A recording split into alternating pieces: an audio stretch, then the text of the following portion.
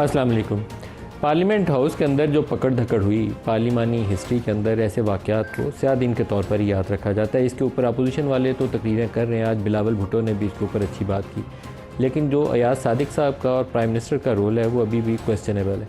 जिस वक्त ये सारे मामला चल रहे थे और लाइव टीवी के ऊपर पूरी रात दिखाया जा रहा था कि इसको पकड़ लिया, उसको पकड़ लिया, इस कमरे की तलाशी, उस कमरे की, इस मस्जिद से पकड़ लिया, उस वक्त अयाज सादिक का क्या रोल था। अयाज सादिक साहब ने आज सार्जेंट एट आर्म्स और उनके कुछ असिस्टेंट्स हैं, उनको कुछ 3-4 माह के लिए उनकी रुकनीत मुअत्तल कर दी। असूली तौर पर अयाज सादिक साहब को अपनी रुकनीत या प्राइम मिनिस्टर साहब की रुकनीत मुअत्तल करनी चाहिए थी। ये कस्टोडियन ऑफ द हाउस है। किसी सिपाही या हवालदार को मुअत्तल करके आप कहें कि आपकी ज़िम्मेदारी पूरी होगी है, तो ये बात दुरुस्त नहीं है। और ये तरीक़ाकार आम तौर पर जब हुकूमत में लोग होते हैं ना, उस वक्त आंखें बंद करके होने देते हैं कि ठीक है, अपोजिशन को डंडे पड़ रहे हैं, हमारी कौन सी बारी आई है। लेकिन वो बारी आते हुए ज़्यादा टाइम नहीं लगता, कुछ ही अरसे में उनकी अपनी बारी आ जाती है। फिर इन्होंने ये भी कहा कि इनके इल्म में नहीं था। ये एक तो बात आजकल के दौर में अगर कोई शख्स ये कहता है कि उसको पता ही नहीं था, रात पूरी वाक़या हो रहा हो, टीवी चैनल लाइव दिखा रहे हो, आपके पास टेलीफोन भी हो, मोबाइल फ़ोन हो जिसके ऊपर सारे क्लिप्स भी और ख़बरें भी अपडेट आपके पास हो, और फिर आप कहें आपको पता नहीं है, तो काबिल कबूल ही नहीं है, ये वज़ाहत एक्सेप्टेबल ही नहीं। जैसे अली मीन का कहते हैं ना, 8 घंटे लापता था, उसने कहा मैं बड़ी अहम मीटिंग में था, मुझे पता ही नहीं था, तो ये भी काबिल कबूल नहीं है, ये वज़ाहत काबिल कबूल नहीं है। अयाज सादिक साहब को क्या पुलिस वालों ने बताया या नहीं बताया? आईजी साहब अगर ये कहें कि मैंने स्पीकर को और ड्यू प्रोसेस को फॉलो करके गिरफ्तारियाँ की हैं, ड्यू प्रोसेस तो खैर था ही नहीं ना, क्योंकि पार्लियामेंट के अंदर घुस गए, तो ड्यू प्रोसेस अगर जिसने वायलेट किया तो सुनिए आईजी साहब क्या कहते हैं, फिर इसके ऊपर कहानी आगे चलाते हैं। There are different FIRs which have been registered. और उन FIRs के मुताबिक जो तमाम विद दी प्रायर जो हमारी एक तरीक़ाकार होता है जिसमें जो ऑनरेबल स्पीकर से एक उनसे अप्रूवल ली जाती है, वो जो तमाम एक प्रोसीजर लिखा हुआ है, उस प्रोसीजर के मुताबिक इफ़ समवन इज़ नॉमिनेटेड किसी चीज़ में भी, तो no one is above the law.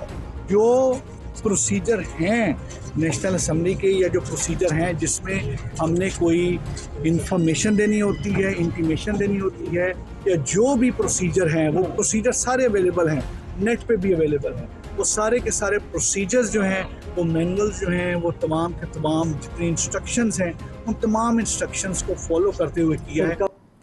अब आईजी साहब कहते हैं कि तमाम जो प्रायर अप्रूवल दरकार हैं स्पीकर साहब समेत, और जो प्रोसीजर है स्पीकर साहब का उन्होंने तज़किरा करके कहा, वो सारी हमने हासिल की थी। तो अब स्पीकर साहब और आईजी दोनों इस कौम को जवाब दें कि इसके बावजूद ये सारा कुछ कैसे हुआ, क्योंकि कोई ऐसा प्रोसेस मौजूद ही नहीं है जिसमें पुलिस वाले अंदर घुस जाएँ। और अयाज सादिक साहब बाद में मासूम बन के कह रहे हैं मुझे पता ही नहीं था।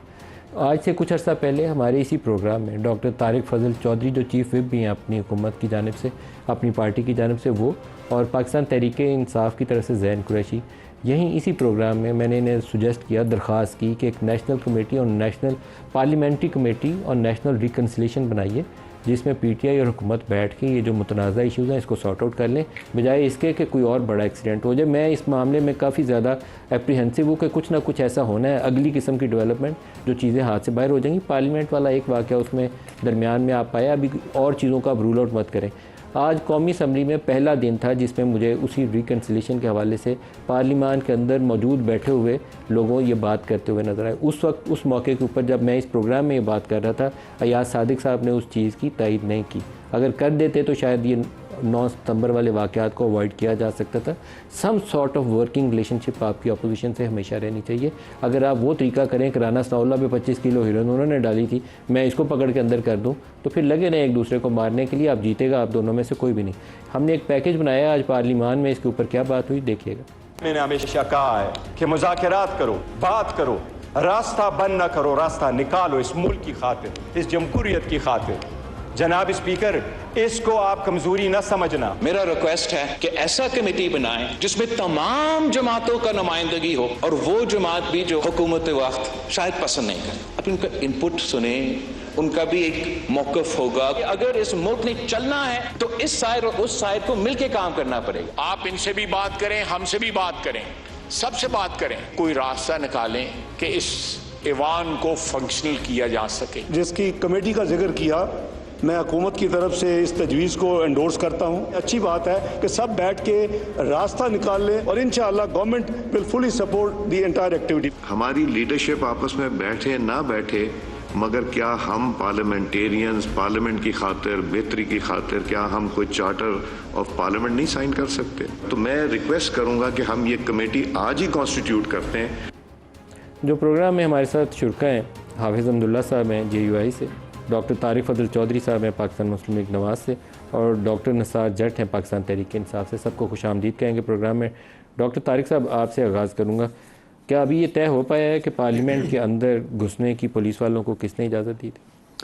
बिस्मिल्लाहिर्रहमानिर्रहीम। मलिक साहब, गुजारिश ये है कि कल जो इंसिडेंस हुआ उस हवाले से आज जो पार्लियामान में गुफ्तगू हुई, आप ये देखें कि रोटरी बेंचेज़ हैं, हुकूमत के जो हमारे सीनियर तरीन मेम्बरान हैं, ख्वाजा आसिफ साहब हैं, और उसके अलावा जिन सीनियर्स ने बात की, आज सागडार साहब तशरीफ़ फरमा थे, बिलावल साहब थे, किसी ने भी कल के इस अमल को सराहा नहीं है कि बहुत कोई अच्छा अमल हो गया। ख्वाजा साहब की पहली तकरीर दुरुस्त नहीं थी, वो तो जस्टिफाई कर रहे थे कि आपने जो कुछ किया है 9 मई को, उसके बाद आपके साथ ये कुछ होना चाहिए। जस्टिफाई नहीं कर रहे थे, तनवीर साहब जस्टिफाई कर रहे थे, मुझे उनकी तकरीर दुरुस्त नहीं लगी। कल मुझसे भी ये सवाल हुआ एक प्रोग्राम में, तो मैंने ये कहा कि ये एक रद्द अमल था, ये एक रद्द अमल था। पार्लियामेंटेरियन को रद्द अमल भी नाप तोड़ के देना। पार्लियामेंटेरियन ने नहीं दिया रद्द अमल, इदारों ने दिया। किन इदारों? ज़ाहिर है जो जलसों में तकारीर हुई हैं, जो वहाँ पे ज़बान इस्तेमाल की गई है, जो वहाँ पे बद लिहाजी बद कलामी की गई है, आपकी प्रेस गैलरी के हमारे सारे साफ़ी सीनियर साफ़ियों ने हमें बाइकआउट किया। ख़वातीन ने कहा जब तक खुद वज़ीर आला माफ़ी नहीं मांगेगा, मैंने उसकी मज़म्मत की, अली मीन की, लेकिन आपकी सेक्शन की जो पार्लियामेंट के अंदर से आपने लोगों को पकड़ा, उसकी भी तो मज़म्मत करनी है ना। नहीं, मैं आपको अर्ज़ कर रहा हूँ कि आज जो सारा माहौल था वो यही था। किन इदारों ने रद्द अमल दिया? पुलिस ने, जिनका काम है ये सारी FIRs पुलिस ने। पुलिस खुद से जाके पकड़ती? नहीं, पुलिस का दिल आता है अचानक जाके पकड़ लेती पार्लियामेंट के अंदर से? नहीं, देखिए पुलिस ने ज़ाहिर है अपना काम करना था। जो पुलिस का काम कैसे शुरू हुआ? इस्लामाबाद इंतज़ामिया की बाकायदा एक SOP के तहत ये जलसा वकूफ़ पज़ीर हुआ था, और मैंने तो इस जलसे से बहुत पहले कहा था कि बिल्कुल जलसे की इजाज़त होनी चाहिए, लेकिन शर्त उसमें यह है कि एक आप अपना आइनी हक इस्तेमाल करें और पूरे शहर को यरगमाल बनाने की कोशिश करें, और हमारे आइनी हकूक़ इन शहरियों के, शहरें बंद, सड़कें बंद, स्कूल बंद, ये ना हो। और उसके बाद मैं बस ये मैं मुकम्मल कर लूँ। उसके बाद ये कि मौके के ऊपर कैसे आना है, जाना है, पुरअमन तरीके से डिस्पर्स होना है। वहाँ पे पुलिस पे पथराव हुए, पुलिस की गाड़ियों को नुकसान पहुँचाया गया, पुलिस के अफसरान ज़ख्मी हुए। ये सारी चीज़ें जब मौके पे हुई तो लाजमी बात है पुलिस ने फिर उस पर तो पर्चे दिए, FIRs हुई, उसके बाद पुलिस जो है वो एक्शन में आई। ये हम किसी बहुत बड़े ना साने का इंतज़ार कर रहे हैं कि होगा तो शायद हमारी आंखें खुलेंगी, तब तक नहीं खुलेंगे। अभी हम सोचते हैं कि हम डंडे के ज़ोर से जिसका दिल आएगा उसको हाँक के ले जाएंगे। इसी तरीके से सियासत सारे इसी तरीके से कर रहे हैं। चलेगा इस तरीके से पाकिस्तान आगे? जो कुछ पार्लियामेंट में हुआ है एक्सेप्टेबल है? बिस्मिल्लाहिर्रहमानिर्रहीम। बहुत शुक्रिया। क्या हम ये पूछ सकते हैं प्रेमलन के दोस्तों से, पीपल्स पार्टी के दोस्तों से, जब 126 दिन का धरना था और पार्लियामेंट और PTV पे हमले हुए, क्या वो दुरुस्त था? 18-19 ग्रेड की पुलिस अफसर को ज़दकोप किया, क्या वो दुरुस्त था? बिल्कुल गलत था ना। तो अगर वो गलत था, फिर पार्लियामेंट लाइजेस पर शेख रशीद इंटीरियर मिनिस्टर थी PTI की हुकूमत में, जो उन्होंने क्या पार्लियामेंटेरियन को घसीट के MNAs को, जिसमें ख्वाजा साद रफ़ी, ख्वाजा आसिफ भी वहाँ मौजूद थे। फिर मौलाना साहब घर से निकल के पार्लियामेंट लाइजेस आके प्रेस कॉन्फ्रेंस की और एहतजाज की कॉल दी। वो दुरुस्त नहीं था ना उस वक्त। अब PMLN अपोजिशन में थी, हम भी अपोजिशन में थे, पीपल्स पार्टी भी अपोजिशन में थे। 126 दिन के धरने में PMLN हुकूमत में थी और पीपल्स पार्टी वगैरह अपोजिशन में थे, हम हुकूमत में थे PMLN के साथ।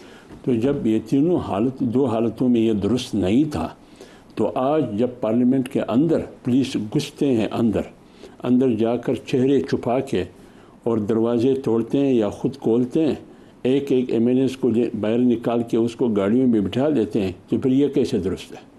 मेरे ख्याल में ये बिल्कुल दुरुस्त नहीं है। इसमें गवर्नमेंट का क्या रोल है इस सारे मामले में? या तो गवर्नमेंट को कोई पता ही नहीं है। ये कैसे हो सकता है? मैं आ रहा हूँ आपकी बात पर। या तो गवर्नमेंट ये तस्लीम कर ले कि हमारे इल्म में कुछ नहीं था, तो फिर गवर्नमेंट क्यों करते हैं कि पार्लियामेंट पर एक फोर्स हमला आवर है और आपके इल्म में कुछ भी नहीं है? अगर स्पीकर साहब ये कहते हैं हमारे लिए मोहतरम है बड़े, वो चेयर पर बैठ के कि मैं पूछूंगा, मैंने सुना है, मैं पूछ लूँगा, देख लूँगा कि ये हुआ है या नहीं हुआ है, आगे फिर मैं रद्द-ए-अमल दूँगा। क्या ये पूरी पाकिस्तान, पूरी मीडिया सब नहीं देख रहे थे कि पार्लियामेंट में क्या हो रहा है? और स्पीकर साहब कहते हैं कि मुझे पता ही नहीं है, मैं ज़रा पूछ के फिर बताऊँगा। तो लिहाजा किसने किया है? रियासती इदारों ने किया है। और किसने किया है? पुलिस को इस्तेमाल किया गया है। ये जो चेहरे छुपा के पार्लियामेंट के अंदर घुस के आए, क्या ये पार्लियामेंट पर हमला नहीं था? अगर आप अपोजिशन में होते, पीपल्स पार्टी अपोजिशन में होती, जमीयत तो है अपोजिशन में, आपका रद्द-ए-अमल यही होता जो आज है, और हुकूमत में PTI होती। ज़रा अपने दिल पर भी हाथ रखें ना। अगर आपके रद्द-ए-अमल यही ना होता जो आज है, तो फिर आज क्यों आपका रद्द-ए-अमल? यानी आज मैं बात करूं, आज बिलावल भुट्टो पीपल्स पार्टी कह रही है कि हम हुकूमत में नहीं है और अपोजिशन में भी नहीं है। तो जब हुकूमत में भी नहीं है, अपोजिशन में भी नहीं है, फिर आप कहाँ खड़े हैं? पीपल्स पार्टी एक बात, पूरी तकरीर में बिलावल भुट्टो पार्टी हेड है, चेयरमैन है, मोहतरम है, हमारे लिए काबिल कदर है। पूरी तकरीर में उन्होंने इस वाक़े की मजम्मत नहीं की जो कल पार्लियामेंट में हुआ, गुज़श्ता रात पार्लियामेंट में जो कुछ हुआ पूरी तकरीर में। और हुआ क्या? कूदा पहाड़ निकला चूहा, वो भी मरा हुआ चूहा। 4 CDA मुलाजिमीन को आपने मुअत्तल किया है और 4 सिपाहियों को 4 महीने के लिए मुअत्तल किया है। ये है कार्रवाई? इसकी तह में क्यों नहीं जाते हैं? प्राइम मिनिस्टर को इस वाक़े की मजम्मत करनी चाहिए थी, कैबिनेट का इजलास बुलाना चाहिए था कि ये पार्लियामेंट के साथ क्या खिलवाड़ हो रहा है। ये है जमहूरियत, ये है आइन, ये है पार्लियामेंट, ये क्या है? प्राइम मिनिस्टर और याद सादिक दोनों का रोल क्वेश्चन है। मैं यही कह रहा हूँ। डॉक्टर निसार जट साहब, आपकी ज़ुबानी सुन लें, क्या हुआ उस रात? जी बहुत बहुत शुक्रिया आपका। मैं उस रात में जब निकला हूँ हाउस से, तो शेर अफजल मरवत की 4-5 गाड़ियों के पीछे मैं था। तो एकदम से पुलिस आई और पुलिस ने आकर गेट के ऊपर बिल्कुल शेर अफजल मरवत को गिरफ्तार कर लिया। मैं उस वक़्त काशिफ अब्बासी साहब को ये सारी सूरत-ए-हाल ARY पे प्रोग्राम पे मैं दे रहा था। और उसके बाद कुछ हमारे अरकान जो हैं वो वापस मुड़े और वो जाके पार्लियामेंट हाउस में एंटर हो गए। और एंटर होने के बाद उन्होंने ये सब बेहतर समझा कि हम यहाँ पर जो है अपना स्टे करें।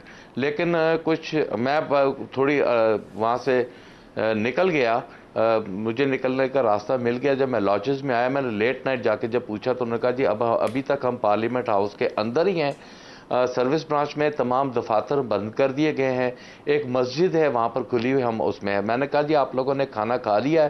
उन्होंने कहा जी खाना नहीं खाया, हमारे एक दोस्त MNA हैं, वो हमारे कह रहे हैं कि मैं आपके लिए खाना लेकर आ रहा हूँ। मैंने कहा अगर आप समझते हैं तो मैं भी आ जाता हूँ। उन्होंने कहा जी नहीं, वो दोस्त जो खाना लेकर गए वो भी इस वक्त जो है गिरफ्तार हैं। और वो पार्लियामेंट हाउस के अंदर अचानक फिर खबर मिलती है कि जी बिजली बंद कर दी गई है पार्लियामेंट की। बिजली बंद करने के बाद फिर पता चला कि कुछ गाड़ियां आई हैं जिनके ब्लैक शीशे हैं और उन्होंने मुंह पे जो कपड़े लपेटे हैं। और ये कन्वर्सेशन हमारे दोस्त हमें मैसेजेस के ज़रिए दे रहे थे और हम मीडिया को लीड कर रहे थे उस वक्त कि ये सूरत हाल है। उनको अंदर से गिरफ्तार ही नहीं किया, उनके साथ उन्होंने ज्यादती भी की और उनके साथ नारवा सलूक भी इख्तियार किया और अंदर से गिरफ्तार करके उन्हें कैबिनेट सेक्रेटेरिएट के जो दरवाज़ा है वहाँ से उनको निकाल के ले गए। और ये सारी सूरत हाल मैं समझता हूँ कि भाईजान पाकिस्तान एक साने 9 मई जैसे मैं आपके प्रोग्राम में कहता हूँ, आज ये साने पार्लियामेंट हो गया है कि पार्लियामेंट के साथ एक बहुत बड़ा सेटबैक हो गया, साने हो गया। अब हम भी कहेंगे कि हमारी जो है बुज़ुर्गों की तस्वीरें वहाँ लगी हुई थी, जुल्फ़कार अली भुट्टो साहब की तस्वीरें लगी हुई थी, मोहतरमा बेनज़ीर शाह महमूद नूरानी साहब की तस्वीरें लगी हुई थी। फिर हमारा तकद्दस जो है उसको भी पामाल कर दिया गया। अब मुस्लिम लीग नून का तो वहाँ लीडर की तस्वीर किसी की ऐसी थी नहीं कि जिन्होंने आइन बनाया हो। बेहतर होता कि ज़ियाउल-हक साहब की तस्वीर लगा देते, शायद इनके भी जो है वो पता चल जाता कि इनका किरदार पार्लियामेंट और आइन के लिए क्या है। और उसके बाद अभी तक हमने स्पीकर साहब से, मैंने खुद बात की, मैंने स्पीकर साहब से पूछा कि स्पीकर साहब आपके इल्म में था? स्पीकर साहब ने कहा कि जी मैं 1-1.5 बजे तक राब्ते, 2 पौने 2 बजे तक राब्ते में रहा हूँ आमिर डोगर के साथ तो अपना जैन कुरैशी साहब के साथ। उसके बाद मैं सो गया, फिर मुझे नहीं पता क्या हुआ। लाइन क्रॉस नहीं, पार्लियामेंट के अंदर घुसकर पार्लियामेंट का। और IG पंजाब को जब नेक्स्ट डे बुलाया गया, IG पंजाब ने खुद कहा कि हमारे लोग नहीं थे, उन्होंने खुद कहा। आज उन्होंने प्रेस कॉन्फ्रेंस करके एक नया कट्टा खोल दिया। उस वक्त उन्होंने खुद एडमिट किया, जिस वक्त सारी पार्लियामानी लीडर्स मौजूद थे वहाँ स्पीकर साहब के चैम्बर में, और उन्होंने कहा कि जी हमारे लोग नहीं थे। हमने स्पीकर साहब से मुतालबा किया कि स्पीकर साहब ये बहुत बड़ा जुल्म हुआ है पार्लियामेंट के साथ, हमारे MNS को पकड़ना मारना ये एक छोटी बात है, वो हम जुल्म और सितम ऑलरेडी बर्दाश्त कर रहे हैं, लेकिन इस तरह पार्लियामेंट के अंदर आकर पार्लियामेंट की बेतुकीरी करना, ये तो आप यूँ समझ लें कि इसके बाद तो मेरा नहीं ख्याल कि कोई गुंजाइश रह गई है कि हम ये कहें कि जी अब हमारे पल्ले क्या है, हमारे पल्ले कुछ भी नहीं छोड़ा और ये गिरफ्तारी करके पार्लियामेंट की बेतुकीरी करके वो ले गए। अब स्पीकर साहब के सामने हमने एक सवाल रखा कि हमें सिर्फ ये बता दिया जाए कि वो कौन लोग थे जो पार्लियामेंट के अंदर घुसे, जिन्होंने हमारे MNS के साथ नारवा सलूक इख्तियार किया, जिन्होंने पार्लियामेंट के दरवाजे तोड़े। आपको मैं फुटेज भेज सकता हूं कि वहां पर एक दरवाजा भी तोड़ा गया और बाद में CDA ने उसको रिपेयर किया। मस्जिद में हमारे एक मौलाना साहब थे, वो नमाज पर तहज्जुद गुजार रहे हैं, वो नमाज पढ़ने गए, उनको मस्जिद से गिरफ्तार किया गया और उनकी पगड़ी को छाला गया और उनको गिरफ्तार किया गया।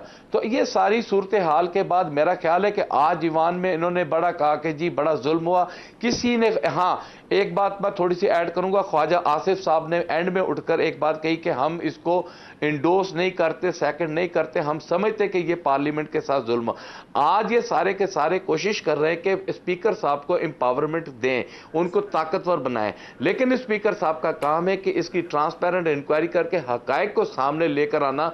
ये पाकिस्तान की सुपरमैसी, पार्लियामेंट की डॉक्टर तारिक साहब से पूछते हैं, बहुत जरूरी है। डॉक्टर तारिक साहब, इसकी शफाफ इंक्वायरी वो कवर अप ना हो कि आप कमेटी बना दें और बस खुडे देने लग जाए मामला, 2 दिनों में बताएं, 24 घंटे के अंदर, इससे ज़्यादा तो टाइम आपको नहीं चाहिए।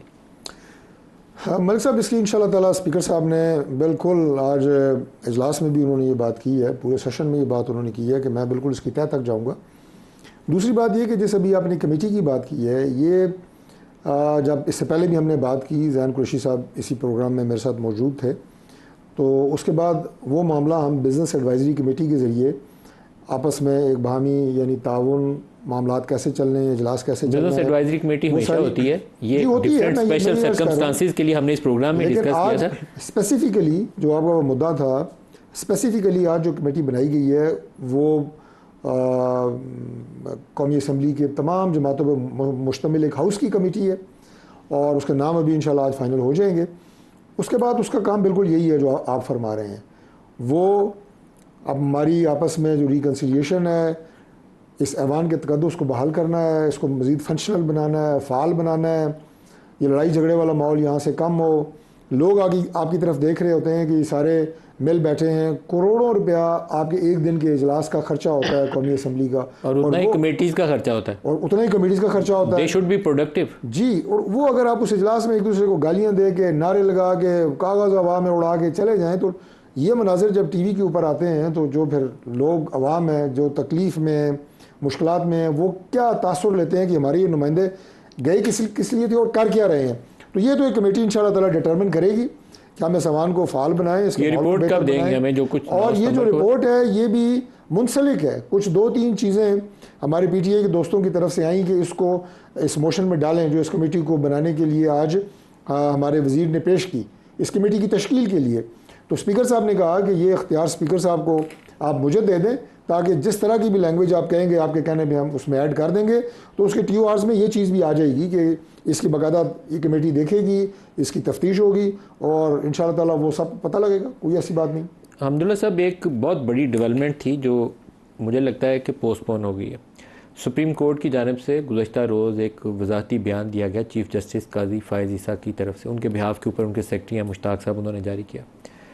कल हमने एक ख़बर परसों शायद रिपोर्ट की थी कि चीफ़ जस्टिस साहब अपने ओहदे की मुद्दत में तौसील लेने के हक़ में नहीं है।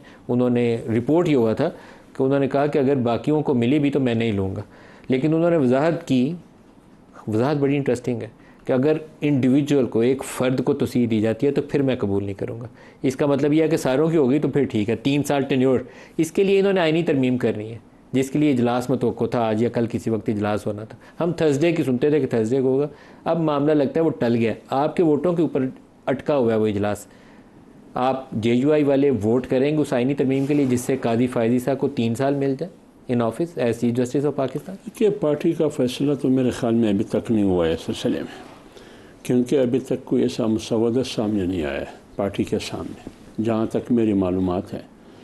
कि एक्सटेंशन की बात जो आपने की इस सिलसिले में पार्टी का मौक़िफ़ भी सामने नहीं आया है बिल्कुल वाज़ेह, और अभी तक ये मुसव्वदा भी सामने नहीं आया है कि पार्टी उस पर कोई वाज़ेह मौक़िफ़ दे। लेकिन मैं अपनी ज़ाती राय दे सकता हूँ। जब पार्टी की मौक़िफ़ आएगी फिर तो मेरी ज़ाती राय की कोई हैसियत नहीं होगी। मेरी ज़ाती राय ये है कि बुनियादी सवाल ये है कि ये एक्सटेंशन क्यों दी जाती है, हुकूमत की मजबूरी क्या है? मजबूरी बताए, साफ साफ बात करें। एक हफ़्ता पहले तो हुकूमत यही कहती रही कि कोई एक्सटेंशन का इरादा नहीं है, कि किसी किस्म की कानून साजी नहीं है। जजों की वैसे ही रिटायरमेंट है 65 ईयर्स है। हाँ 65 तो मज़ीद 3 साल देने का तुक क्या है? तो मैं यही कह रहा हूँ ना, वो जस्टिफिकेशन पेश करना होगा, जवाज़ पेश करना होगा, वजूहात और दलील और शवाहिद पेश करने होंगे हुकूमत को कि क्या ज़रूरत पेश आई है इस बार, क्यों पहले क्यों नहीं, 2013 से लेकर 18 तक क्यों नहीं, अगर पीपल्स पार्टी तो फिर 8 से 13 तक क्यों नहीं, अगर इदारे की जुडिशरी की इस्लाह की ज़रूरत है तो इस्लाह तो पहले से ही ज़रूरत थी। आपकी चार्टर ऑफ डेमोक्रेसी में भी मौजूद है, उस वक्त आप क्यों नहीं करते थे? तो लिहाजा पहले ये बताना होगा कि इसके पीछे मुहर्रिक और नियत क्या है, ज़रूरत क्यों पेश आई, ये बताना होगा। दूसरी बात यह है कि जजेस JUI क्या ऐसी तरमीम की हमायत करेगी? आपकी राय क्या करनी चाहिए? मेरे ज़ाती राय है कि नहीं करनी चाहिए। नहीं करनी चाहिए, बिल्कुल नहीं करनी चाहिए। ब्रेक ले लें, ब्रेक करते हैं, हमारे साथ रहिएगा।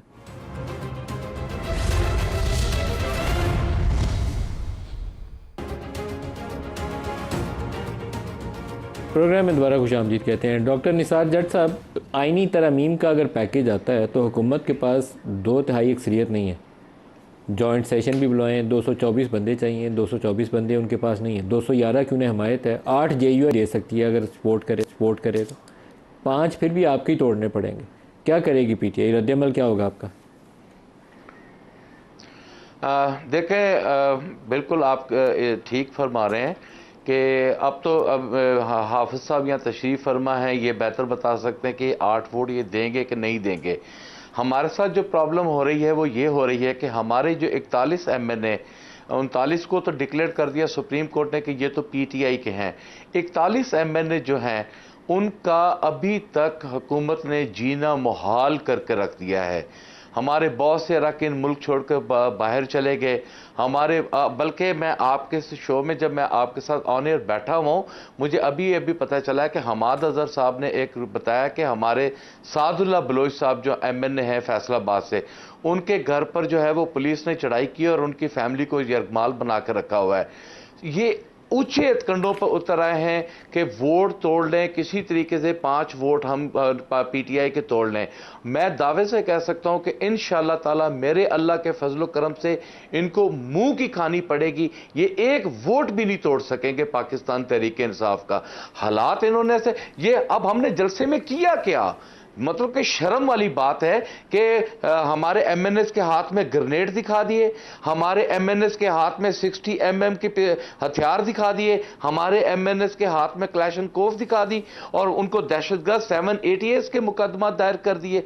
कितना अफसोस है। और उनको सिर्फ और सिर्फ आड़ ये कि हम किसी न किसी तरीके से दबाव डालकर इनसे वोट ले लें। इंशाअल्लाह ताला हुकूमत बिल्कुल इस बात पर नाकाम जाएगी। मेरे अल्लाह के फजलो करम से एक MNA भी पाकिस्तान तहरीक इंसाफ का ये तोड़ने में कामयाब नहीं हो सकेंगे इंशाअल्लाह ताला। और हम ये जो ऐसी देखें ना, प्राइवेट मेंबर डे पे इतना बड़ा आप लेकर आ रहे हैं बिल, कभी आप स्टैंडिंग कमेटी को भेज रहे हैं, कभी सेनेट में आ रहा है और स्पीकर साहब फिर कह रहे हैं मुझे पता ही नहीं है, मुझे पता ही नहीं। मतलब कि इस तरह के हालात अगर आप पैदा कर देंगे और आप ये जोर जबरदस्ती और फिरौनियत और यजीदियत के तर्ज अमल पे चलते, ताकत के जोर पे अगर आप ऐसा कानून, तो कौन मानेगा ऐसे कानून को? ये कानून तो अगर आप 3-4 चीजें हैं जो हमारे सुनने में आई हैं डॉक्टर तारिक साहब से, उसकी वजाहत भी ले लेते हैं, फिर आपसे मैं रद्द-ए-अमल भी लूंगा।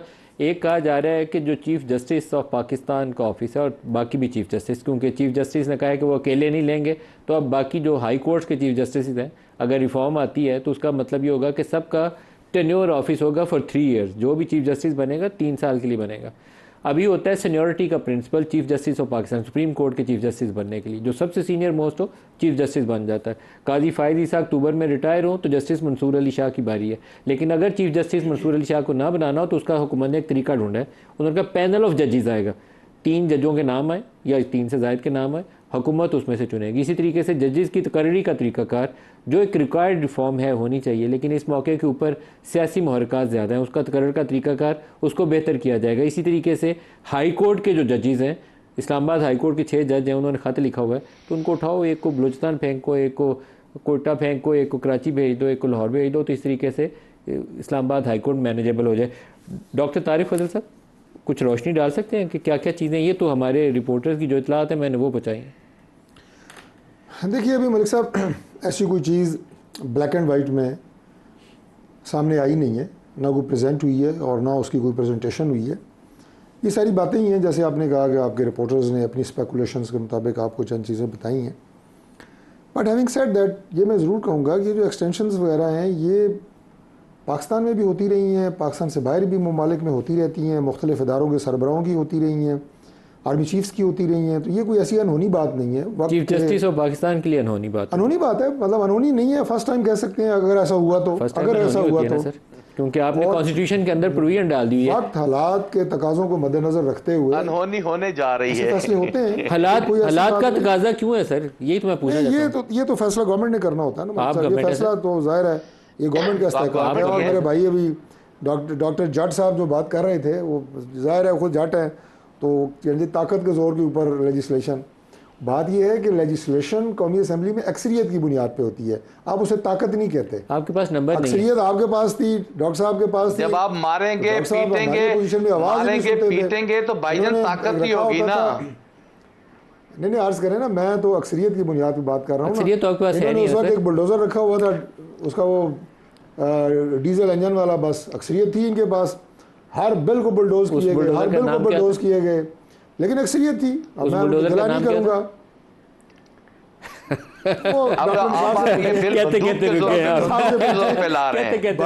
बाकी बात आप दूसरी बात कर रहे हैं ना कि जनाब देखिए ये जो रिफॉर्म्स होती है ना, ये हर इदारे के लिए ज़रूरी है। अब बेइंतहा एहतराम है सुप्रीम कोर्ट का, और होना भी चाहिए किसी भी महज़ब माशरे में, और हम ज़ाहिर है एक महज़ब कौम है और महज़ब माशरा है, और वैसे government part of the government भी मैं कहूँगा कि बेइंतहा एहतराम है। लेकिन देखें, अब मैं आपको छोटी सी एक मिसाल देता हूँ, ये मेरी बिल्कुल पर्सनल बात है जो मैं आपसे करने लगा हूँ, कि तमाम इस वक्त फेडरल सेक्रेटरीज़ वो बैठे हैं जो CSP हैं, वो CSS करके आए हैं मुख्तलिफ महकमे से। आपके मुकाबले का इम्तहान जजेस का भी होता है। मुझे बताएं पूरे पाकिस्तान की हाई कोर्ट में कितने जजेस हैं जो मुकाबले का इम्तहान पास करके आए हैं? काजी साहब मुकाबले का इम्तहान पास करके आए? कोई भी नहीं आया ना। तो सर फिर मेरा तो सवाल, मैं पर्सनल स्पेसिफिक बात नहीं कर रहा भाई साहब। अच्छा इशू ये है कि काजी साहब हाई कोर्ट्स में may be I am wrong, if I am wrong I need to be corrected. 50% quota उन जजेस का है जो मुकाबले का इम्तहान पास करके आते हैं, एडिशनल सेशन जज बनते हैं, ऊपर प्रमोट होने चाहिए। वो बेचारे कोई एडिशनल पे चला जाता है, कोई सारा चले जाते हैं। सर ये वो रिफॉर्म है जिसके ऊपर आपको पीटीआई या जेयूआई आसानी से सपोर्ट कर देगी। अगर कोई ये बात करे, आप जब कहते हैं ना कि चीफ जस्टिस को 3 साल दे दें, एक्सटेंशन कर दें, दूसरे जज को हटा दें, इस्लामाबाद हाई कोर्ट को इधर से ट्रांसफर कर दें, वहाँ सियासी तौर पर मुतनाज़ा हो के अंदर बेहतरी की गुंजाइश है। अभी मैंने सेक्रेटरीज की बात की है, तो सेक्रेटरीज के ऊपर जो ग्रिप है वो सारी जो है वो DMG अफसरान की है। जो कोटा आपको मिलना चाहिए बाकी ग्रुप्स को वो नहीं मिल रहा। लेकिन अब्दुल्ला साहब, आपसे सवाल करने से पहले मैं काजी फायज़ ईसा साहब, मुझे लगता है उनको प्रोग्राम की ब्रीफिंग जाती है, क्योंकि कल उन्होंने जो वज़ाती नोट भेजा उससे मुझे एहसास हुआ है कि वो या प्रोग्राम देखते हैं या उनको ब्रीफ किया जाता है। तो मैं एज ए जर्नलिस्ट तो उनको इस्तदा कर रहा हूँ कि उन्होंने कोयटा ब्लास्ट की जो रिपोर्ट लिखी उनकी बहुत इज़्ज़त में इजाफा हुआ, उन्होंने फैज़ाबाद धरने की रिपोर्ट लिखी उस पर बहुत इज़्ज़त में इजाफा हुआ। लेकिन PTI के बल्ले के निशान के ऊपर फैसला, जिसको अब उन्होंने कहा कि गलत इंप्लीमेंट किया इलेक्शन कमीशन ने, वो एक मुतनाज़ा इशू के तौर पर सामने आया। तो अब अगर एक्सटेंशन लेंगे तो एक दूसरा मुतनाज़ा चीज़ सामने आएगी, जिससे चीफ जस्टिस ऑफ पाकिस्तान के ओहदे की वो जो तौक़ीर और इज़्ज़त और हुर्मत है वो कंप्रोमाइज़ होगी, उनको एक्सेप्ट नहीं करना चाहिए। आपसे मैं पूछना चाहता हूँ, ये वो रिफॉर्म्स हैं कुछ होनी चाहिए पाकिस्तान में, जैसे इन्होंने तकर्री के तरीक़ाकार के कहा, मेरा अपना ख्याल है कि होनी चाहिए वो रिफॉर्म। लेकिन इस वक्त काजी साहब को एक्सटेंशन देना, एक जमात, बड़ी जमात PTI वो सड़कों के ऊपर नारे मारती फिर रही है, और 65 ईयर्स की एज गुजार के उनको कहें कि 3 साल का टेन्योर कर दें ऑफिस, तो इट बिकम्स वेरी कंट्रोवर्शियल। तो इस कंट्रोवर्शियल मामले में पढ़ना हुकूमत को मजबूरी किया है इस वक्त। मैंने तो पहले आपको कहा, बहुत बड़ा तनाज़ा है ये। मैंने तो पहले कहा, इस दलदल में अगर मोहतरम है हमारे लिए काजी फायज़ ईसा साहब, हम उसको एक उसूल परस्त की हैसियत से उनको जानते हैं और उनकी स्टेटमेंट, उनके रिमार्क्स, उनके फ़ैसले, बेशक फ़ैसलों में मुतनाज़ा फ़ैसले भी होते हैं। जैसे आपने वकला के कमीशन के हवाले से बात की और फैज़ाबाद धरना के हवाले से बात की। आपको याद है 16 अगस्त को जो वकला में ब्लास्ट हुआ बलूचिस्तान में, बहुत अच्छी रिपोर्ट थी जो बहुत अच्छी रिपोर्ट काजी फैज़ साहब की।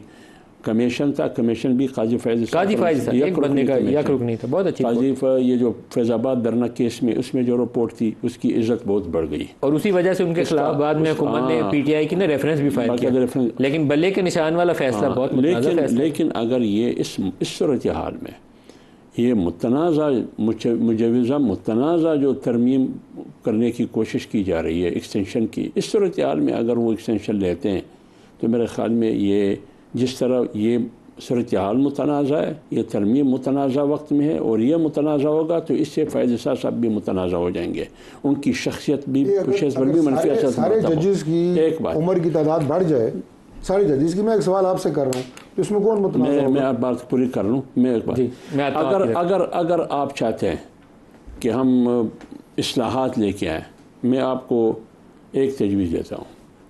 नूर आलम साहब ने अपनी ज़ाती कैपेसिटी में या पार्टी से मुशावरत करके, मुझे पता नहीं है, दोहरी शरीयत के हामिल लोग, ख्वाह वो जजेस में हो, ख्वाह वो जर्नल में हो, पॉलिटिशियन के लिए तो ये शर्त है वो पार्लियामेंट नहीं जा सकते हैं, इसमें हुकूमत हाथ बैठाए कर सकते हैं। बिल्कुल, दोहरी शरीयत के ऊपर वाज़े कानून लाना चाहिए जिसमें इब्हाम नहीं होना, कर लेना, कर सकते हैं ये स्पोर्ट। और ये फैसला कर ले कि बाहर से जो लोग आते हैं उनके पास ड्यूल नेशनल है, उसको कैबिनेट में नहीं बिठाना चाहिए, एज एडवाइज़र, एज ए मशीर नहीं बैठना चाहिए।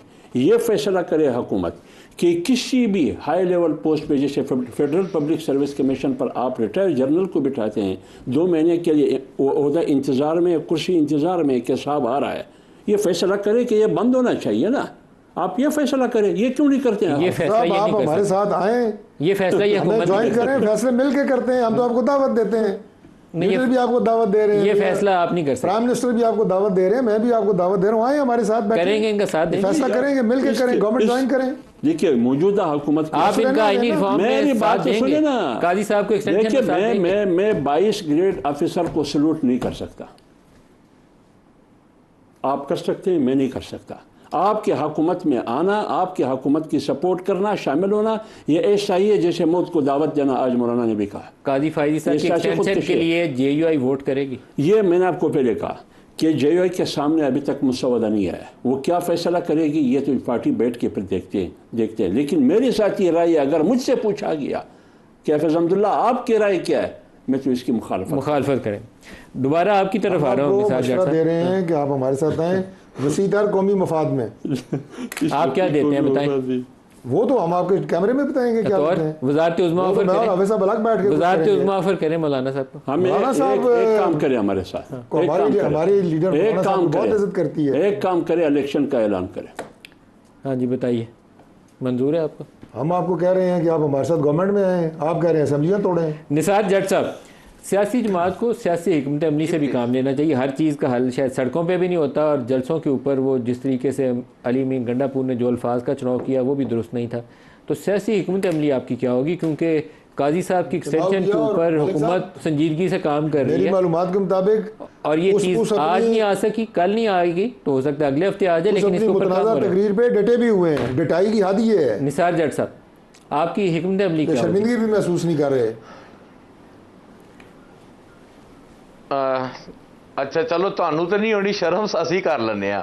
ये जो बात कर रहे हैं ना अपना डॉक्टर साहब के जी, डटे हुए तो बहुत होते हैं डॉक्टर साहब, ये आज डटे हुए हैं। मैं तो यही देख रहा हूं। नहीं डॉक्टर साहब प्लीज, डॉक्टर साहब भाई ये मुझे बात करने देना, इस तरह ना करें। आप बात करते हैं, मैं आपका एतराज़ करें आप करें। देखें अपना, आज जिन सहाफ़ी ने सवाल किया था ना खान साहब से कि जी अली अमीन गंडापुर साहब की स्पीच को आप सेकंड करते हैं, उन्होंने आगे से मुझे सहाफ़ी ने खुद बताया आज कि उन्होंने कहा कि जी मुझे नहीं पता कि उन्होंने क्या बात की है।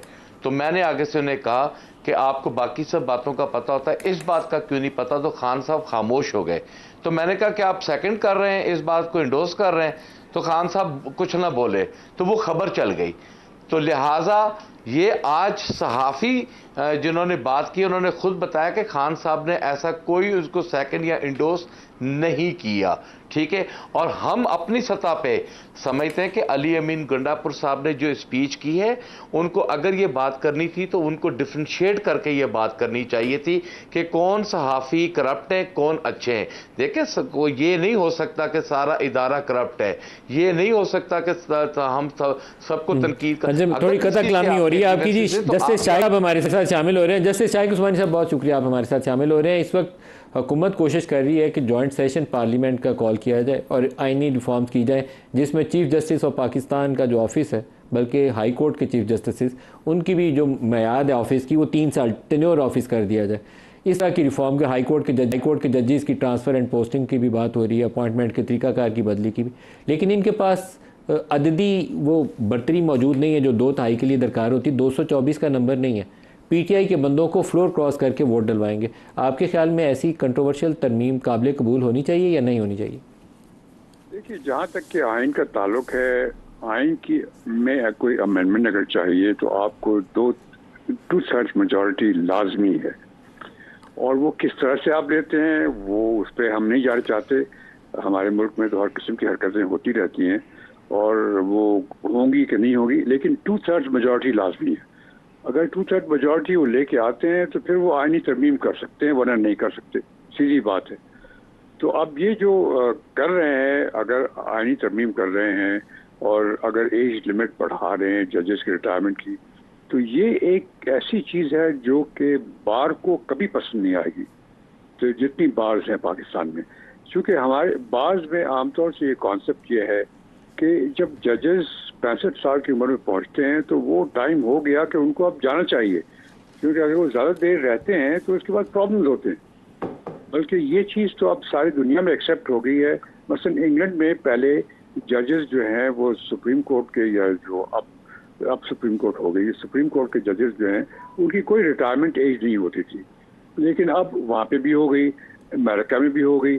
तो ये मुकर्रर ज़रूरी है, चूँकि आप जानते हैं कि जजेस का जो काम होता है वो दिमागी काम होता है, और 65 साल की उम्र के बाद फिर उनका वो काम करना और वो दिमागी उस पर जोर देना जो होना चाहिए वो ज़रा मुश्किल होता है।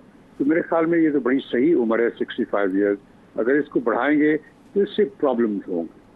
जैसे शाह उस्मानी साहब, बहुत शुक्रिया। मैं आपकी राय का मैं खुद इसी ओपिनियन का हूँ कि 65 इनफ है, इसको एक्सटेंड नहीं करना चाहिए, ना इसकी आड़ में 3 साल देने की और कोशिश करनी चाहिए। आप माजी से उस रूल का इतलाक़ करने की बजाय इसको फ्यूचरिस्टिक कर दें कि आइंदा से ये वाला रूल होगा, और 65 लेकिन डेड लाइन होनी चाहिए, इसके आगे नहीं चलेगा। अभी एक और ख़बर ये है कि इस्लामाबाद हाई कोर्ट में इमरान खान ने एक दरख्वास्त दायर की हुई है, और दरख्वास्त ये है कि उनको ख़तरा था, अंदेशा था कि उनका ट्रायल मिलिट्री कोर्ट्स में चलाया जा सकता है। तो कल ये केस लगा हुआ है, कल सुबह इसकी समाअत का इम्कान मौजूद है। जस्टिस आई थिंक मियाँ गुल हसन औरंगज़ेब उनका नाम चल रहा है कि शायद इसकी समाअत करेंगे। अभी मेरे पास डिटेल्स नहीं है, डिटेल्स आएंगी तो उसके ऊपर तफसील से बात करेंगे।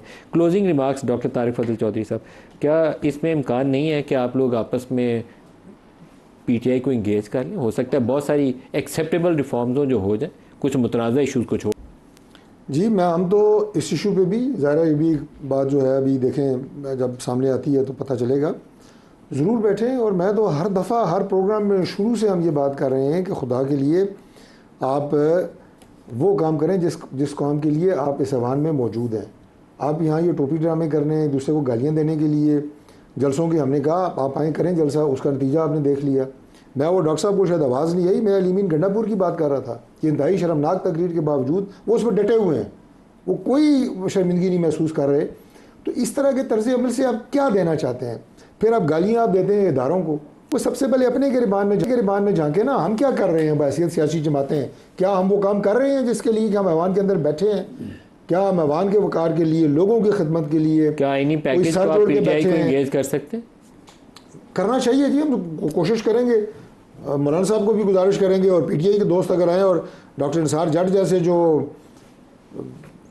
लोग पार्लियामान की मजबूती के लिए, निज़ाम की मजबूती के लिए, बेहतरी के लिए वो अच्छी राय रखते हैं, दावत देंगे इन्हें भी। निसार जट साहब, आपकी बात अधूरी रह गई थी, इसका जवाब आप भी दे दें। अगर एक कंस्ट्रक्टिव किस्म की इंगेजमेंट हो सकता है मुतनाज़ा इश्यूज़ के ऊपर आप ना एग्री करें कि चीफ जस्टिस को 3 साल देने हैं तो आप इख्तलाफ करें, लेकिन कुछ चीज़ें काबिल कबूल हो सकती हैं जिस पर इतफाक़ हो सकता है। क्या ऐसी इंगेजमेंट मुमकिन है हुकूमत से? देखिए, आज जैसे पार्लियामेंट में एक तमाम जमातें सब ने कहा कि जी हमने पार्लियामेंट में रहकर पार्लियामेंटेरियंस ने अपना पार्लियामेंट के वक़ार और तक़द्दुस के लिए जो है काम करना है, तो हमने इंडोर्स किया। हमने कहा जी बिल्कुल हम पॉलिटिकल और डेमोक्रेटिक जमातें हम इसे इंडोर्स करते हैं। और दूसरी बात ये जो एज की बात कर रहे हैं उसकी मैं एक छोटी सी मिसाल दे रहा हूँ।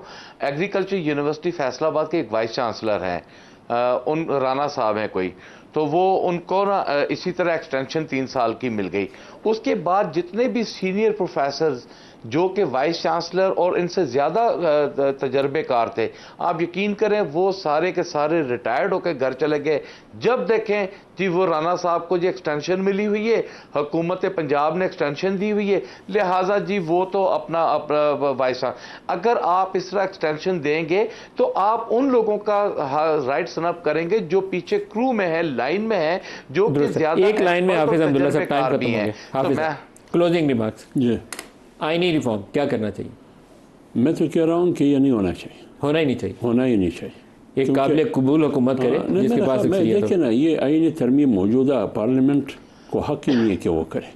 वो इसलिए हक नहीं है कि ये अवाम का हामिल मैंडेट पार्लियामेंट नहीं है, अवाम का मुंतखब पार्लियामेंट नहीं है। ये सारे अक्सरियत 47 फार्म के हामिल लोग हैं, जो असल 45 वाले वो बाहर बैठे। हाफिज़ अब्दुल्ला साहब, डॉक्टर साहब, डॉक्टर निसार जट साहब, आप सबका बहुत शुक्रिया। आज के लिए इतना इजाज़त दीजिए। अल्लाह हाफ़िज़।